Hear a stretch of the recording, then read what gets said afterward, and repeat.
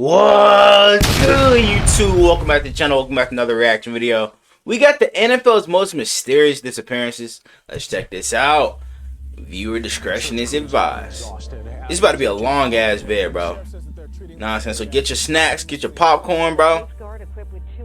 You know what I'm saying? Sunday for a fishing boat carrying a pair of NFL players.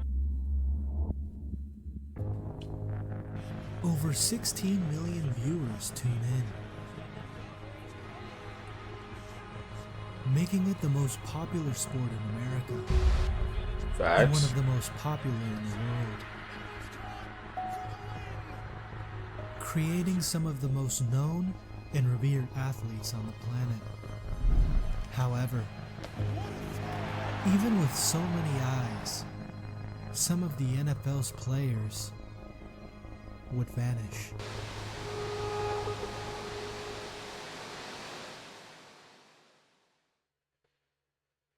Search crews are exhausted after searching all day for a former Grand Valley State football quarterback, Cullen Finnerty. Search crews have found nothing except for Finnerty's one-man boat pulled up onto rocks at the bottom of these stairs.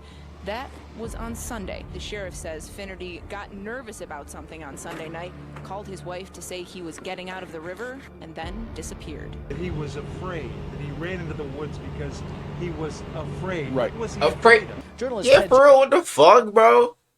Nigga upset the goddamn cartel or some shit. Jackson like telling the story of Jackie Wallace, the former U of A football star, who's now missing. The Minnesota Vikings drafted him, and in 6 NFL seasons, he played in 2 Super Bowls. But it was after his football career, when the roar of crowds faded, that his demons took control. The Coast Guard, equipped with 2 Air Force helicopters, continue to search Sunday for a fishing boat carrying a pair of NFL players. Top story tonight, the continuing desperate efforts to save lives. We begin with the search that continues. An unimaginable horror. 2 college students held captive and tortured by masked men. What the fuck? Tied up, terrorized, and beaten for 40 hours in the question. For 40 hours? Nah, bro. The niggas that terrorize these niggas, bro, get them the electric chair. I ain't even gonna lie, gang. Bro, 40 fucking hours? Why? There's a video. I'm recording. Wait, so they recorded it too? Nah, niggas be weird, bro. I don't know why that shit just sound weird to me right there. The water. Whoa. Hello? He was disoriented. He didn't know where he was in the woods. He was afraid. I just knew when I spoke with him that something wasn't right. Cullen Finnerty said he ran into 2 men on Baldwin River. He thought they might be following him. He was lost, confused, scared.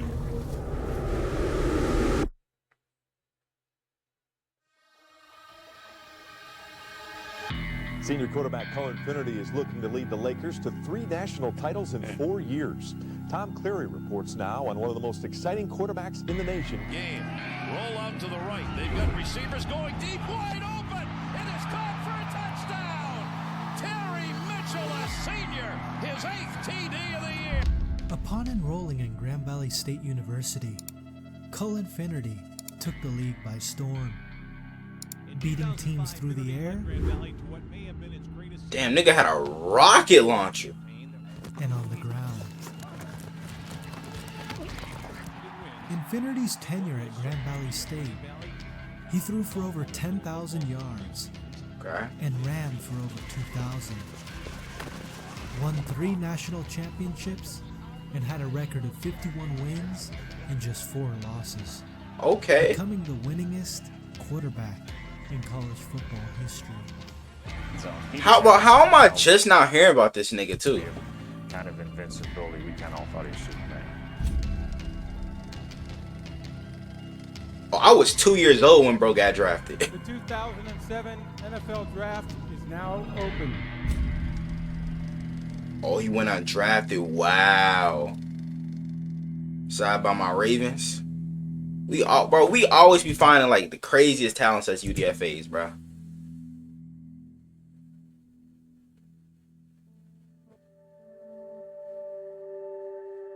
And they got a crazy double chin, man. Finnerty was signed to the Baltimore Ravens. However, unlike his college career, Finnerty's time in the NFL would be short and rocky. He would be released before the preseason began. Damn. Finnerty was then re-signed to the Ravens practice squad during the season, where he was promoted to the active roster for the final 2 games of the regular season. This would be the closest Finnerty would get to playing in an NFL game. Damn. He would have a brief stint with the Denver Broncos. Finnerty's time in the NFL was over. Damn, just that quick, bro? The entrance to the Bray Creek campgrounds. This is near the area where Finnerty's boat was recovered on Sunday. He had been fishing in the Baldwin River and made a cell phone call to his wife saying that he was nervous and afraid. That was the last time anyone heard from him. Damn, that's like, bro, imagine how the wife feel, bro. That's the last phone call you getting from your husband. That shit is crazy. Finnerty's football career was over, and he welcomed the new chapter of his life. A wife, kids, a new job, family man.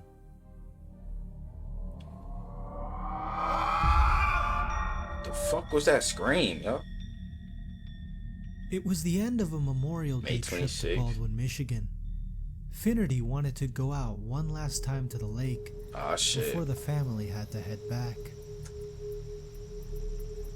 Alone, Finnerty sat pole in hand in complete tranquility. Okay.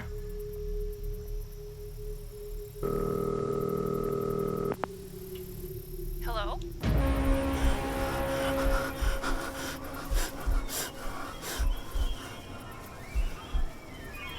Finnerty ran through the woods, in a state of fear and paranoia as he tracked through the woods' uneven terrain.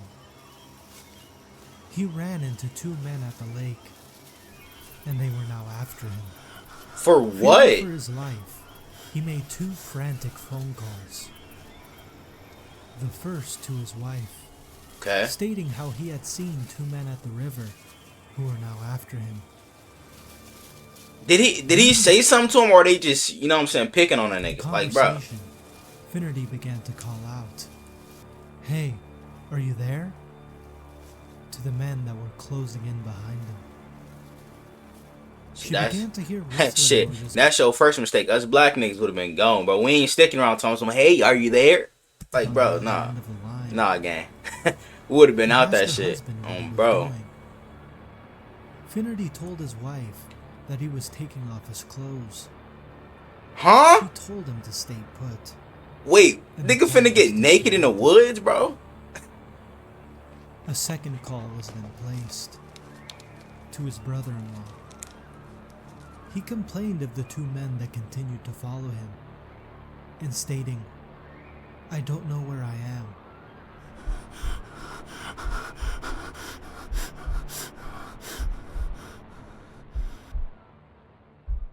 Yo.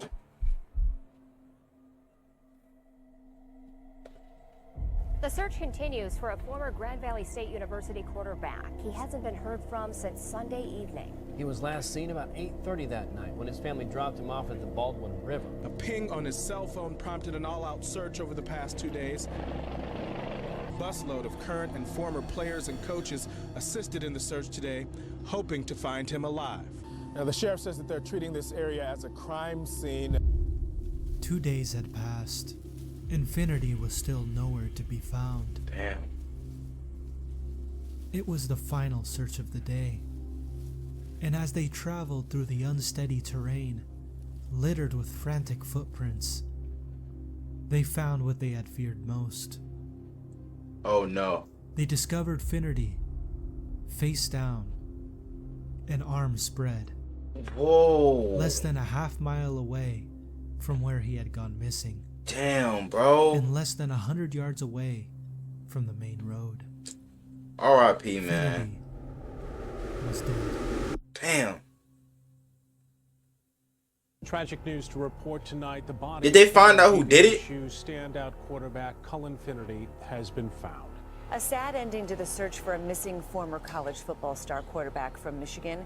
The body of 30-year-old Cullen Finnerty has been recovered in a lake not far from a cabin his family owns. Say an autopsy will be needed to determine why a former college football star has been found dead. Cause of death unknown. That's the first finding in an autopsy of former superstar GSU quarterback Cullen Finnerty.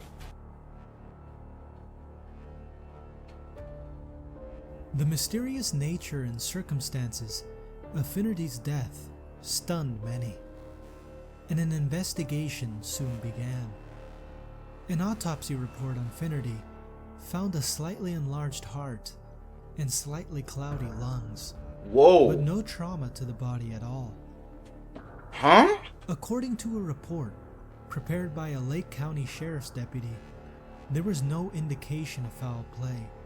No bruises, and no cuts. So did he off himself? Hold on. In the days prior to his disappearance and death, he complained of having headaches and difficulty sleeping. Should've went to the doctor, bro.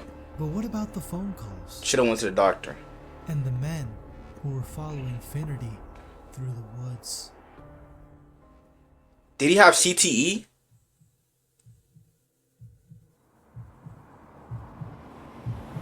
Six months before.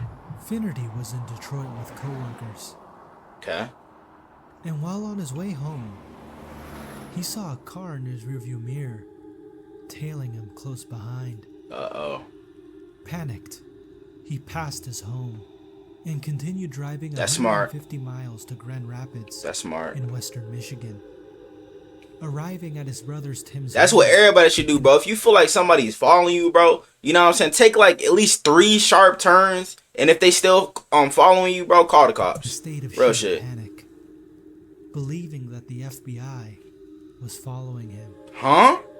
According to his wife, Finnerty was in a state of panic for 3 to 5 days. Why would he think the FBI is? Bro, what? What then happened in the woods that night? Were there indeed men following Finnerty, or was this all in his head? Probably all in his According to head. medical examiners and the updated autopsy, this is what occurred. Okay, what happened? Finnerty's initial paranoia was sparked by being alone in the woods while waiting for his in-laws to pick him up. And this paranoia and eventual disorientation were exacerbated by 2 factors. Okay. An elevated level of oxycodone in his system, a powerful painkiller, and the discovery that Finnerty had stage 2 CTE. I knew it, bro. I knew it, bro. Once bro said he was dealing with headaches and shit and could not sleep, I knew off the rip. I knew off the rip. Led to his early death. CTE is found in people. Bro, CTE is no joke, bro. It can only be officially diagnosed when a person is dead. Or the patient is often aggressive, explosive, or paranoid. The autopsy showed he was living with CTE, a degenerative brain disorder associated with concussions. Terrifying last moments and how his football career may have played a major role in this. Medical examiner says Finnerty was on the pain medication oxycodone, likely prescribed for back injuries suffered during his football career. Damn. His brain was studied by medical experts at Boston University, and it was determined that he suffered a degenerative brain disease known as CTE, which is found in athletes with repeated head trauma. That's tough, bro. RIP to him. This combination led to his extreme paranoia and disorientation. And as Finnerty traversed the terrain, he began to vomit. Oh no. And died of pneumonia caused by inhaling his own vomit. Oh gosh. Damn, that's got to be one of the worst ways to go out like that. Morning, Cullen Finnerty's wife is part of a wrongful death lawsuit against the NCAA. But his wife says football is what led to his early death, and she believes the NCAA should pay. After the discovery that the CTE contributed to Cullen Finnerty's early death, his wife Jennifer joined a lawsuit against the NCAA.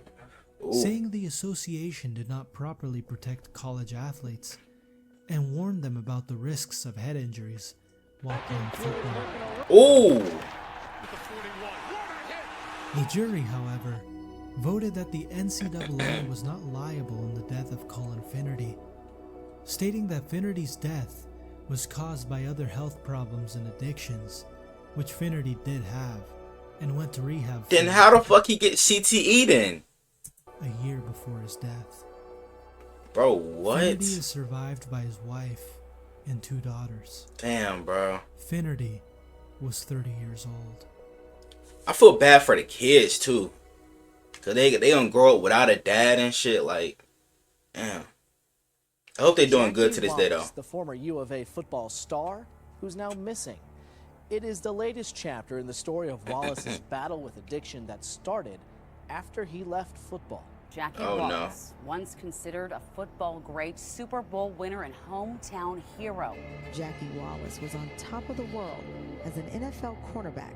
The Minnesota Vikings drafted him, and in 6 NFL seasons, he played in 2 Super Bowls. But soon his life took a series of unexpected turns. But it was after his football career, when the roar of crowds faded, that his demons took control. Jackie spiraled into deep depression and soon found himself unable to escape the grip of drugs and alcohol. He didn't answer the door. It's not the answer, bro. Go to a therapist. From him, where I simply asked, are you okay? And he just said no. Today, Wallace is still missing. Damn, bro.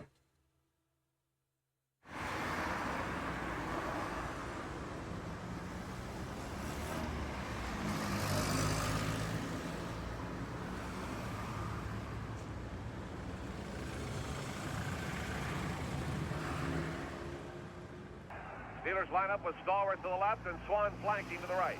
The running backs are Harris and Blyer. Here's a fake to Blyer. And Bradshaw's looking and throwing, trying to get the bomb down to Stallworth. And it is broken up at the Minnesota 37-yard line. Covering the play beautifully, Jackie Wallace with one hand. Jackie Wallace, the former U of A football star, who's now missing. Today, Wallace is still missing. But by 1990, the New Orleans star football player with 2 Super Bowl rings had dropped off the map. Nobody seemed to know where he was. And eventually disappeared.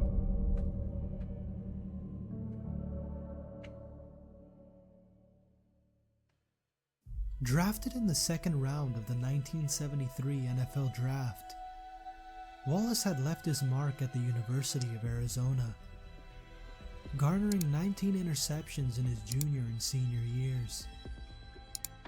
And by his 2nd year, he had earned a spot in the starting lineup, and a nickname that suited his playing style. Damn! The Headhunter. Standing 6 feet 3 inches, Wallace was physical and light on his feet.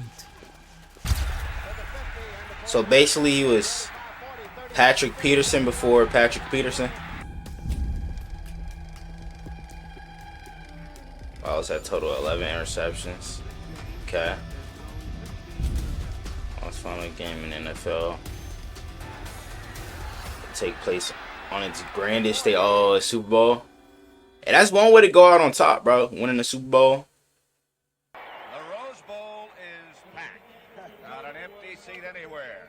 And we are indeed down to 2 survivors. The fuck? The atmosphere was electric. The only man perhaps more charged was Jackie Wallace as he made his way to the field. Okay. The screams of thousands of fans reverberated throughout the stadium. However, why they both wearing yellow pants, bro? As he would have hoped. I had practiced all week with the nickel defense, he said, but when the situations came up, they didn't put me in. By halftime, the game was 13-10. Okay. Rams leading the Steelers. But that would soon change. Uh-oh. What happened? Bradshaw, deep shot. Take the lead. Ooh, what a fucking catch. Oh, they started blowing them out. Winning the Damn, that's a game dime. 31-19. 31-19 is crazy. Victorious in Super Bowl 14.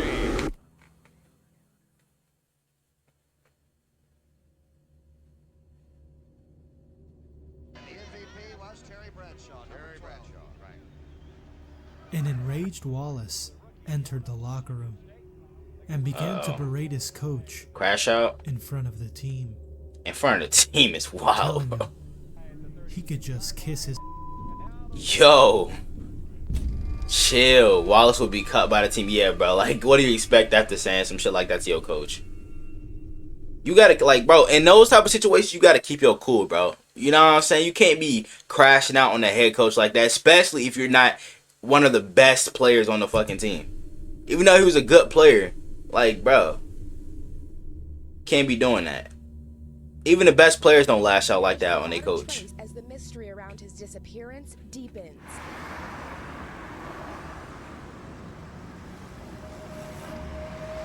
Ten years later in New Orleans. Okay. Journalist Ted Jackson roamed the New Orleans streets, searching for his next story. He had been told by his editor of a homeless camp beneath an interstate overpass. Intrigued, Jackson decided to investigate. Don't go mess with them homeless people, bro. When he arrived, he found it destroyed. And as he was beginning to leave, a sleeping homeless man caught his attention. Oh, Jackson snapped gosh. a few photos of the unknown man and awoke him to find out what had happened to the camp. The man Taking a stated picture that is there had been a crazy, though. shooting, and all of the Wait, men- what? The man stated that there had been a shooting. Oh, and okay. all of the men had fled in panic. And as Jackson got up to leave, the man said, "You ought to do a story about me." "And why would I want to do that?" Jackson replied. "Because," he said, "I've played in 3 Super Bowls." That's a W flex, though. I ain't gonna lie.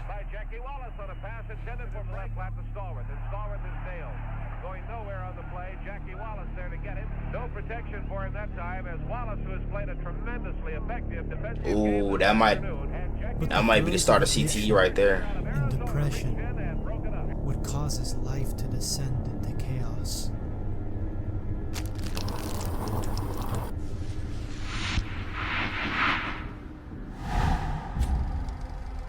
All star will soon hit the headlines. And it's crazy, like, bro, some people they try to use football to, you know what I'm saying, forget about their addictions and shit like that. But some people still be you know what I'm saying, doing drugs and all this other shit while playing football. Like, bro, the whole purpose of you making it to the NFL so you don't have to do that stuff no more. Like, bro, so that can take your mind off of that. But you still, like, bro, that's something I don't understand. I understand addictions can be, you know what I'm saying, hard to get rid of, but bro, you gotta at least try for your family. Later, Wallace would get married and would remain married for over 10 years. Okay. Takes one slip, he said. I'll be right. Wait, what? What did I say? End up right back where you found me.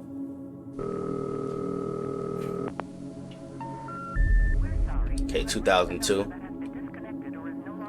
In 2002, Wallace, after a dispute with his wife, would again disappear without a trace. Oh no. Over 12 years would pass. In 2014, Wallace would be found after a near suicide attempt. What the fuck? In 2017, that is never the Wallace answer, bro. returned 3 years sober. Okay. He would relapse Oh my that same year. The same year? Yo, come on, gang. You gotta do better than that, bro. Come on. Wallace would regain sobriety in 2018. Okay. And in 2020, journalist Ted Jackson, who had found him sleeping under a bridge in 1990, would write a book about Wallace titled, "You Ought to Do a Story About Me." Oh, that's His lit. struggles with addiction That's lit. and his constant pursuit of redemption. Damn, bro, that just gave me goosebumps, bro. Damn. What a fucking story, bro. I'm glad, you know what I'm saying, he was okay and shit, you know what I'm saying? He didn't end up dying, you know what I'm saying? So Clap it up for him, though. Florida, the Coast Guard, equipped with 2 Air Force helicopters, continued to search Sunday for a fishing boat carrying a pair of NFL players. Top story tonight, the continuing desperate efforts to save lives. We begin with the search that continues. Searching for the 4 men since they were reported missing early Sunday morning. That's when a relative of one of the men reported them missing. Oh, shit. Oakland Raiders linebacker Marquise Cooper owns the missing boat.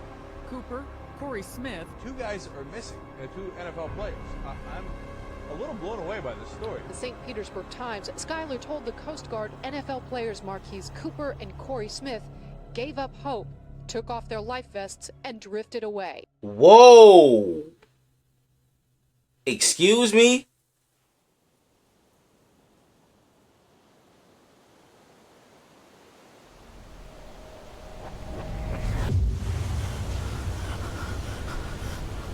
When their 21-foot March boat 1st. capsized in the choppy 40 waters hours lost at sea. night, none of the 4 men on board was wearing a life vest.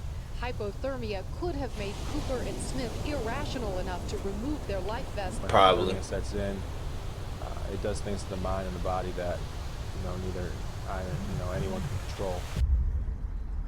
On February 28th, 4 friends, NFL linebacker Marquise Cooper, a 3rd-round draft pick in 2004 and a 5-year NFL veteran, NFL defensive end Corey Smith, a 6-year NFL veteran and Super Bowl champion, Okay.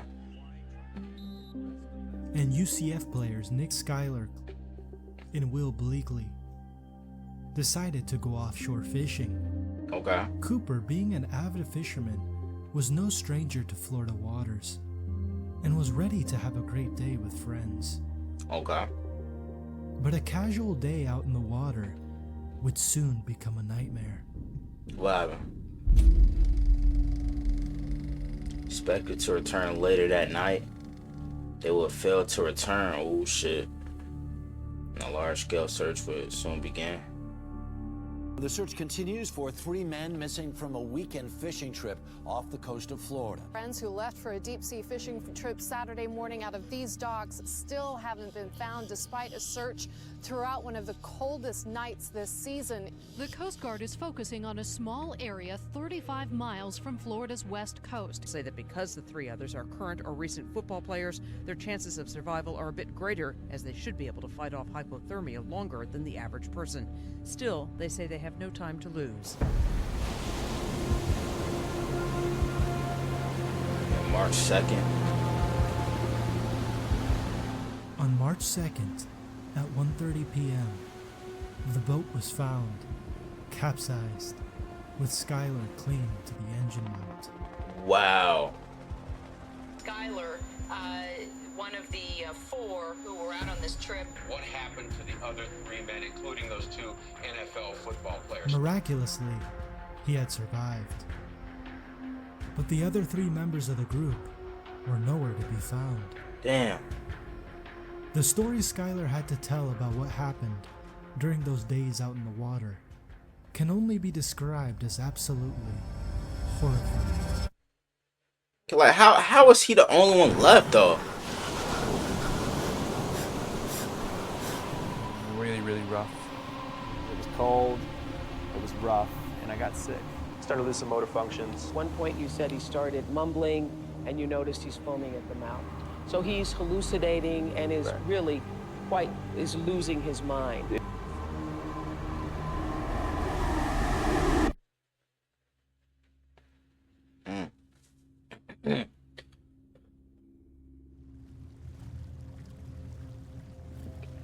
February 28th, 5:30 p.m.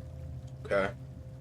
The day was over, and as the group got ready to head back to port, they attempted to pull up the anchor, but were unable to do so. Bleakley then suggested tying it to the transom and utilizing the motor to help pull the anchor loose. Seeing this as their best option, Cooper decided to test out Bleakley's theory and thrust it forward. Oh no. The result was disastrous. Oh no, what happened? The boat capsized, throwing all 4 men into the deep and vast ocean. Oh my gosh. All 4 men instinctually swam back to the overturned vessel, attempting to turn it back over, but to no avail. Damn. They did, however, manage to retrieve 4 flotation devices that would be critical for their survival. Okay. The 4 men struggled to stay on top of the hull in the rough Gulf waters. The water level was up to their chests as they struggled to stay on the hull. And as the hours passed and the skies darkened and the water froze over, it began to take its effect on the men. Oh no. Are they gonna Jeffrey Dahmer each other? You know exactly what I mean by that too. At approximately 2:30 a.m., Cooper began to become very quiet, not responding or delivering delayed responses to his friends as they struggled to keep him awake and alert. As the hours passed, Cooper's condition worsened. He began to mumble, hallucinate, and foam at the mouth. Oh my gosh. Cooper, disoriented, began trying to take off his life jacket and swim away from the boat. No, that's actually insane, bro. His friends desperately tried to hold him down, and after an hour, he stopped fighting and became unresponsive. They flipped Cooper over and began to perform CPR. At around the same time, Corey Smith began to exhibit similar symptoms and began to try and get away from his friends. Wow. And away from the boat. Skylar had to make a decision and let the unresponsive Cooper go. Damn. And he drifted away, slowly sinking into the ocean. Damn, bro. R.I.P. Smith's condition continued to worsen, and he became very aggressive and began to scream, yelling, "I'm gonna kill you." Whoa! Smith finally broke away. And I ain't even gonna lie, after he said that, I'm gonna keep it a buck, bro. I'll let his ass go away. You ain't finna kill me, nigga, just cause your ass wanna start acting crazy and shit. Hell nah, bro. You can go ahead and start swimming then, gang. Shit. Wish you the best of luck, bro. To be seen again. But damn, RP to him too, bro. But bro, this nigga Tom said he gonna kill him? Now, hell nah. Only 2 of the 4 men were left, clinging to the capsized vessel. Okay, so what happened to the other dude? Nick Schuyler and Will Bleakley. Yeah, what happened to Will? Best friends who had met each other in the 6th grade. Okay. Now in a desperate fight for their lives. W friendship. As the water rose and the waves became more violent, Will turned to Nick and stated, "I don't think I'm gonna make it another night." And by 5 p.m. Sunday, Will began to exhibit similar symptoms Oh my that gosh. Cooper and Smith had. Damn. The waves reached 15 feet. 15 feet is crazy. Will began to slur his words and foam at the mouth. And among the crashing of waves, he emerged non-responsive. Skylar clung to him, but it was too late. And as he let Will go, he drifted out into the sea. Damn, bro. And he did not sink like the others. Rather, he floated away for nearly 10 minutes as Skylar sat on top of the hull, awaiting his fate. Damn. He pleaded to the heavens, asking his now fallen friends for help. 6 hours would pass. Skylar began to hallucinate. Hope seemed to be lost. Tyler, one of the 4 who were out on this trip, Nick being one of the South Florida players. One survivor was found alive. Finding fellow passenger Nick Schuyler alive Monday gave their families new hope. Rescuers pulled Schuyler to safety after 2 harrowing nights in the open water. At one point, fighting 14-foot seas, he alone was able to hang on. Her friends had been on a deep-sea fishing trip Saturday. The Coast Guard spotted Schuyler Monday, shivering and dehydrated. But I think he is extremely fortunate, having been in the water for 46, 47 hours and that he's even alive. Right there. The Coast Guard found one life vest from the boat, but no sign of the other 3 men. Nick was the only one to come back alive. He was found bobbing in the water 3 days after one of the biggest searches in Coast Guard history. Arrived on scene early this morning, found the overturned boat that we were looking for with one person on board clinging to the boat. That person was Mr. Nick Schuyler. Nick Schuyler would write a book about the tragic incident, which would become a New York Times bestseller. Damn, bro. Hey, I ain't gonna lie. That shit almost made me cry. I'm gonna keep it a buck with y'all, gang. My eyes are starting to tear up. Yo. Damn, bro. In 2009, during the Raiders and Eagles game, a fucking pigeon? A pigeon descended onto the field during a special teams play. With many on the Raiders I think I remember this. Believing it was the spirit of Cooper joining the team for one last play. Oh my gosh. Corey Smith was named the 2009 recipient of the Detroit Lions Media Friendly Good Guy Award. The 3 men that lost their lives in the 43-hour battle for survival will never be forgotten. Damn. Marquise Cooper was 27 years old. 27. And was survived by his wife and daughter.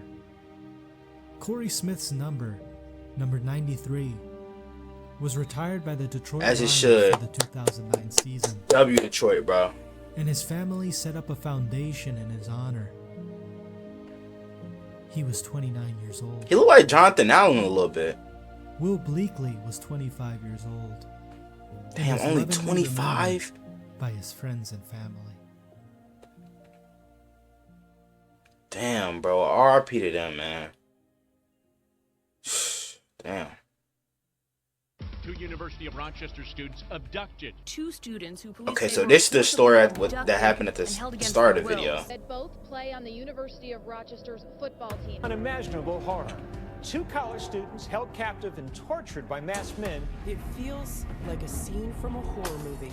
I sat down on this couch in the living room, and next thing I knew is just the lights went out and about 5 to 10 men in just masks. Excuse me, how many? And about 5 to 10 men. 5 to 10 grown ass niggas in masks torturing 2 other people. Bro, that shit sounds crazy, gang. Tied up, terrorized, and beaten for 40 hours in the question. 40 hours. Why? Nicholas Calais and Ani Okiki'u were reported missing Saturday. What? Why? Nicholas Calais and Ani Okiki'u were reported That missing name is Saturday crazy, I ain't gonna For the lie. next 40-plus hours, Coleus and his teammate were repeatedly beaten and tortured. Bro, what? I'm in this. You in this? There's a video. I'm recording. The masked men then started recording this cell phone video. Of guns and knives and bats and chainsaws. Police have said the students were abducted in a targeted attack. Torture. They were floating. He ain't got nothing to do with it. He just started running. Yo, Get your boy. Reasoning behind it led to more disturbing. Yo! Oh my gosh, look at the blood! Oh my gosh, bro. Nah, this shit is so uncalled for, bro. Why the fuck they even doing this to begin with? Okay, December 4th. Nicholas Coleus and Ani Okiki'u were teammates, football players for the University of Rochester. Okay. Coleus, a defensive end who played mainly on special teams, and Iwu, a starting cornerback. Damn, he look big as shit to be a cornerback, man. Put that nigga on the D-line. During the course of the night, Iwu told Coleus about these 2 girls that wanted to meet up with them. Nope. That's that. Hey, that's your first mistake right there, bro. Girls will set your ass up, gang. That's your first mistake right there. And soon enough, they were headed back to the That's house your first mistake, bro. Samantha and Leia. She like, bro, they even look like they scandalous too, bro. Like, real shit. Like, if she got a vape in her hand, bitch? Like, bro. Come where on. they believed a party would be taking place. Yeah, a party. But there was no That's party. why I stay to myself, bro. That's exactly why I'm single now. Shout out to bro. An eerie silence emanated from the home. The two women led Coleus and Iwu through the side of the home. Why through the side though? Seated on a leather couch, Leather Coleus couch. tried to make himself comfortable. When out of nowhere, the lights shut off. Oh my gosh, my heart would have Out of dropped. the darkness, 5 to 10 masked men emerged, carrying bats, knives, and guns. What the fuck?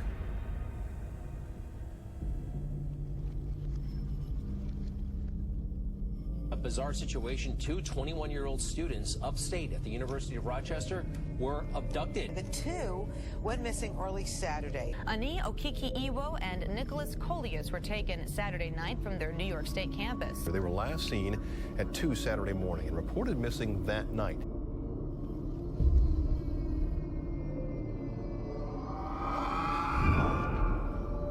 In a state of panic, Coleus made a run for it, making it about halfway before one of the masked men fired his rifle. Damn.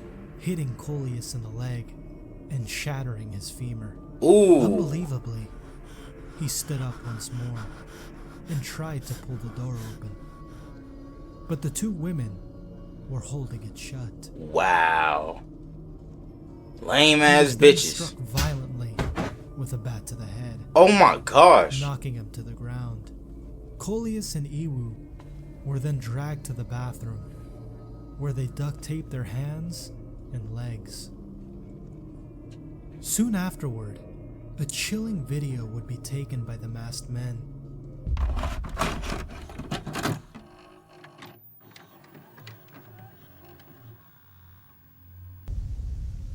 I'm in this. You in this? Video? There's a video. You recording, homie? I'm recording. The masked men then started recording this cell phone video. This I'm gonna do when they take 4 pounds from me. This right here. Of their attack. You run with the I don't want, please. I'll do anything. And I didn't know what was going on. I was so confused. He ain't got nothing to do. He just start running. Coleus and Iwu would be physically, sexually, and Whoa, excuse me, nigga, what? Would be physically, sexually. The fuck? Sexually? Y'all these niggas? I'm gonna have to bleep that out because I don't know if that's, you can even say that shit on YouTube. But bro, what? P. Diddy? And psychologically tortured for 40 hours.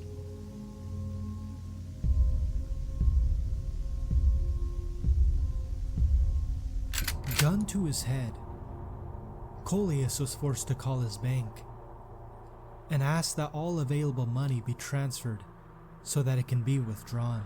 Wow, With pieces bro. of glass from hours of torture in his skull and pieces lodged in his eardrum. Oh no! Coleus made the call. I really need the money now, so there's no way that I could get the $1,500 just transferred over to the debit card.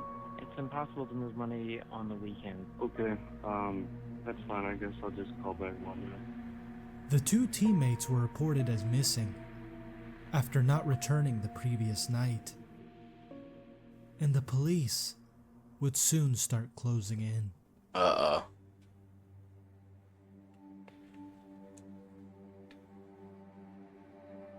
Is that the car right there? Oh shit, that's one of the masked niggas.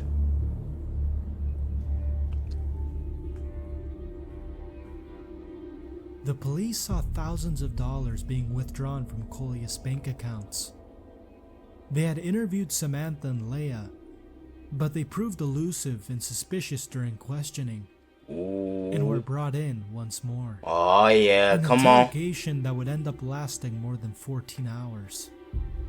And during the final hours, Samantha and Leah began to crack. Yeah, y'all better crack, nigga. Revealing 2 locations in which the 2 teammates could be found. Torture them. 40 hours since abduction is crazy, bro. It had been like, bro, imagine getting tortured for 40 hours straight. Like, that's gotta be crazy, bro. Since they were ambushed.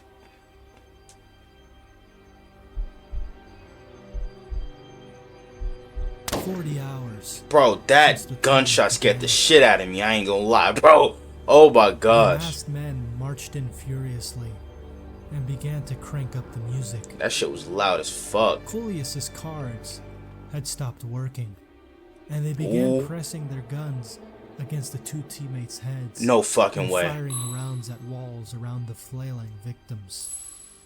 Their time was running out. Oh no. Please tell me they survived, bro. Please tell me they survived. The police had found the home. Let's go. Prepared to breach. Please tell me they okay. Police arrested 2 of the masked men. What are other? And quickly found Coleus and Iwu badly injured. Did they survive though, bro? That's all I care about is if they survive. I've been around a long time. I've seen a lot of things. This one is really in a class by itself in terms of the level of physical and psychological torture. It was as bad as a horror movie. Both teammates were immediately taken to the hospital.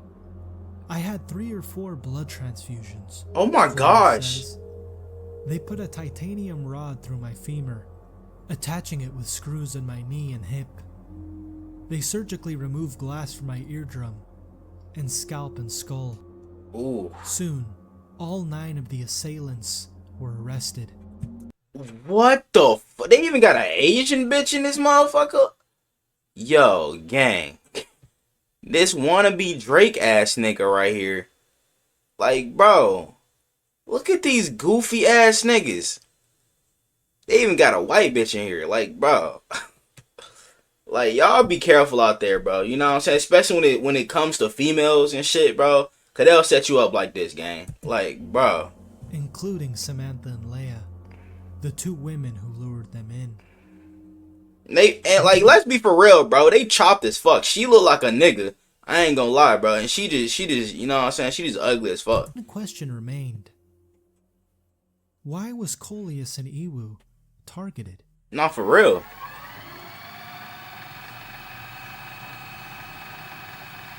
They jealous cause they good football players or some shit?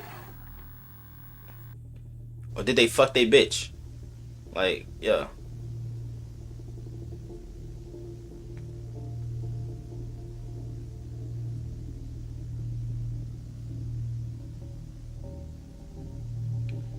The star linebacker for the University of Rochester, Isaiah Smith, would be at the very center of the story. November 28, Smith walked to a 2015. student apartment complex to meet up with 3 unknown men. Shortly bro, after, what? A black sedan is seen pulling into the parking lot. 4 men exit the vehicle and follow Smith into the complex. Oh no. They entered what they believed to be Smith's room and put on the table 4 pounds of marijuana. Bruh. Smith had a reputation as the campus drug dealer. Then, all of a sudden, 3 men charged in and attacked the men with pepper spray and a hammer, striking them violently. What the taking the marijuana. Whoa, what the fuck? Smith had orchestrated the attack. The ambush and torture of Coleus and Iwu was a retaliatory attack. Wait, whoa, hold on. Smith had orchestrated the attack. The ambush and torture of Calais and Iwu was a retaliatory attack. So they retaliating because of what happened with the drug deal? Why don't, like, bro, why are y'all attacking innocent people though? It's the thing. But was also a case of mistaken identity. For real, like, they believed that Iwu was Isaiah Smith. Oh my gosh, bro. They don't even look alike, bro. What do you mean? Oh my gosh, gang. That is crazy. Oh my gosh, bro. How can you even mistake these two though? Like, let's be for real, gang. It's a huge difference right here. Like, niggas must need LASIK surgery or some shit, cause bro. Smith had used Iwu's apartment to conduct the drug deal, which led to Iwu's abduction. That's why. Elias just happened to be at the wrong place at the wrong time. Damn, bro. 3 of the 4 men. See, that's why I stay in the crib. Like, yo. 35 years in prison. Wait, how much? 4 men in the recording were sentenced to 35 years in prison. That's not enough. I ain't even gonna lie. Samantha and Leah were both sentenced to 7 years in prison. It's not enough either. While Lydell Strickland, the ringleader, was sentenced to 155 years in prison. That's what I'm talking about. They should have gave all of them over 100 years, but I ain't gonna lie to you. Isaiah Smith was sentenced to 14 years in prison, convicted of robbery and burglary. The horrors that occurred on 22 Harvest Street continue to shock many to this day. A story of cruelty, survival, and justice. I'll show you the 6 people who've now been arrested in connection to the kidnapping of these 2 students. Wait, hold on, whoa, Samantha was 19? Arrested in connection to bro, what the fuck, bro? Young ass bitch. Kidnapping of these 2 students. The 2 women just getting her life started and shit, like. Harvest Street were each sentenced to more than a dozen years in prison after agreeing to testify against the attackers. All of the men in the cell phone video also went to prison for Nico's kidnapping and torture, including Lydell Strickland, who laughed when a judge sentenced him to 155 years. Oh, nah, he think this shit funny. How about you get this nigga the death penalty, bro? Like, real shit, he don't deserve to see the light of day again, bro. Or life in general. Yo, bro, that was crazy, gang. I ain't even gonna lie, bro. Holy shit. RIP to, you know what I'm saying, the people that did die in these stories and shit. You know what I'm saying? Damn, bro, that last story was crazy. Y'all make sure y'all be safe out there. I ain't gonna lie. You know what I'm saying? But I do want to know what you guys think down in the comments below. Y'all let me know what other NFL videos y'all want me to react to. Without further ado, now. Yeah!